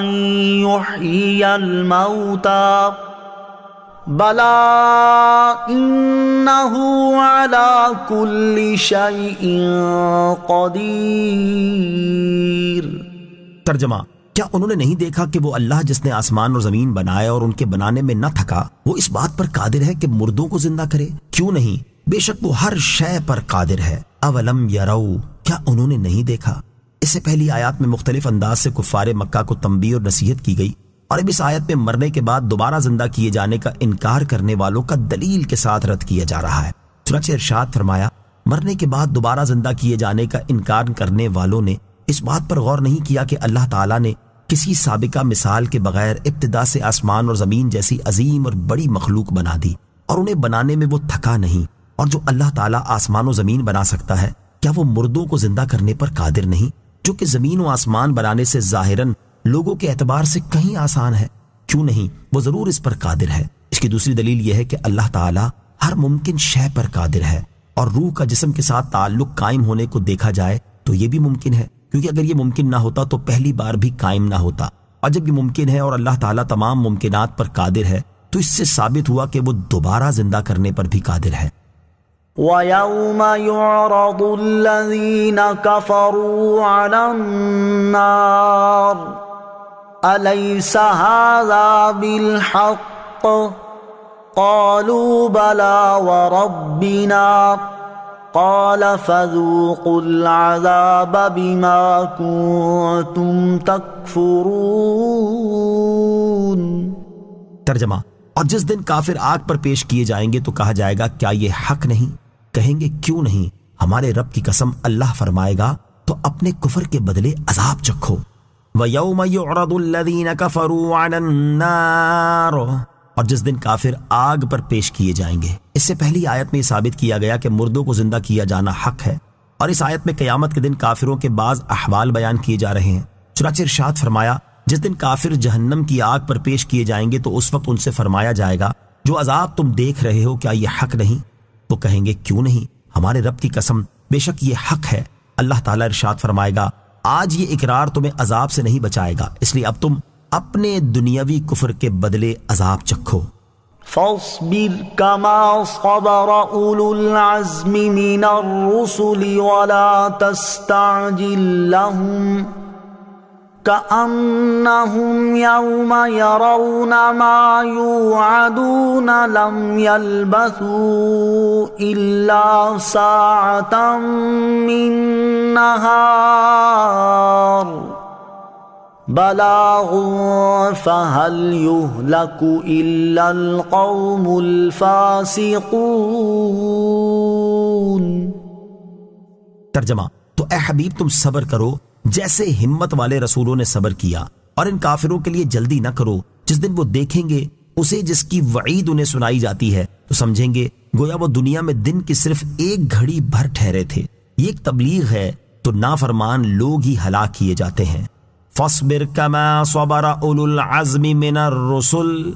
تو تم صبر کرو جیسے ہمت والے رسولوں نے صبر کیا۔ توحید، نبوت اور مرنے کے بعد دوبارہ زندہ کیے جانے کو ثابت کرنے کے بعد یہاں سے سید المرسلین صلی اللہ تعالیٰ علیہ وسلم کو کفار کی طرف سے پہنچنے والی ایذاؤں پر صبر کرنے کی نصیحت کی جا رہی ہے۔ چنانچہ ارشاد فرمایا کہ اے پیارے حبیب صلی اللہ تعالیٰ علیہ وسلم، جب کافروں کا انجام یہ ہے جو ہم نے ذکر کیا تو آپ اپنی قوم کی طرف سے پہنچنے والی ایذا پر ایسے ہی صبر کریں جیسے ہمت والے رسولوں علیہم الصلوۃ والسلام نے صبر کیا، کیونکہ آپ بھی انہی میں سے ہیں۔ بلکہ ان میں سب سے اعلیٰ ہیں، اور ان کافروں کے لیے عذاب طلب کرنے میں جلدی نہ کریں، کیونکہ فی الحال اگرچہ انہیں مہلت ملی ہوئی ہے، لیکن قیامت کے دن ان میں سے کفر کی حالت میں مرنے والوں پر عذاب ضرور نازل ہونے والا ہے، اور جس دن وہ آخرت کے اس عذاب کو دیکھیں گے جس کا انہیں دنیا میں وعدہ دیا جاتا ہے، تو اس کی درازی اور دوام کے سامنے دنیا میں ٹھہرنے کی مدت کو یہ لوگ بہت قلیل سمجھیں گے اور خیال کریں گے کہ گویا وہ دنیا میں دن کی صرف ایک گھڑی بھر ٹھہرے تھے۔ یہ قرآن اور وہ ہدایت اور روشن نشانیاں ہیں جو اس قرآن میں ہیں، یہ اللہ تعالیٰ کی طرف سے تبلیغ ہے، تو عقل مند کو چاہیے کہ وہ اس سے فائدہ اٹھائے، اور یاد رکھو کہ وہی نافرمان لوگ ہی ہلاک کیے جاتے ہیں جو ایمان اور طاعت سے خارج ہیں۔ ہمت والے رسول علیہ الصلوۃ والسلام، یوں تو سبھی انبیاء و مرسلین علیہ الصلوۃ والسلام ہمت والے ہیں، اور سبھی نے راہ حق میں آنے والی تکالیف پر صبر و ہمت کا شاندار مظاہرہ کیا ہے۔ البتہ ان کی مقدس جماعت میں سے 5 رسول ایسے ہیں جن کا راہ حق میں صبر اور مجاہدہ دیگر انبیاء و مرسلین علیہ الصلوۃ والسلام سے زیادہ ہے، اس لیے انہیں بطور خاص اولو العزم رسول کہا جاتا ہے، اور جب بھی اولو العزم رسول کہا جائے تو ان سے یہی 5 رسول مراد ہوتے ہیں، اور وہ یہ ہیں: نمبر 1 حضور اقدس صلی اللہ تعالی علیہ وآلہ وسلم، نمبر 2 حضرت ابراہیم علیہ الصلوۃ والسلام، نمبر 3 حضرت موسیٰ علیہ الصلوۃ والسلام، نمبر 4 حضرت عیسیٰ علیہ الصلوۃ والسلام، نمبر 5 حضرت نوح علیہ الصلوۃ والسلام۔ قرآن مجید میں ان مقدس ہستیوں کا خاص طور پر ذکر کیا گیا ہے، جیسا کہ سورہ احزاب میں ارشاد باری تعالیٰ ہے: وَإِذْ أَخَذْنَا مِنَ النَّبِيِّينَ مِيثَاقَهُمْ وَمِنكَ وَمِن نُوحٍ وَإِبْرَاهِيمَ وَمُوسَىٰ وَعِيسَى ابْنِ مَرْيَمَ وَأَخَذْنَا مِنْهُم مِيثَاقًا غَلِيظًا۔ ترجمہ: ارے محبوب، یاد کرو جب ہم نے نبیوں سے ان کا عہد لیا، اور تم سے اور نوح اور ابراہیم اور موسیٰ اور عیسیٰ بن مریم سے عہد لیا، اور ہم نے ان سب سے بڑا مضبوط عہد لیا۔ اور سورہ شورى میں ارشاد باری تعالیٰ ہے: شرع لكم من الدين ما وصى به نوحا والذي أوحينا إليك وما وصينا به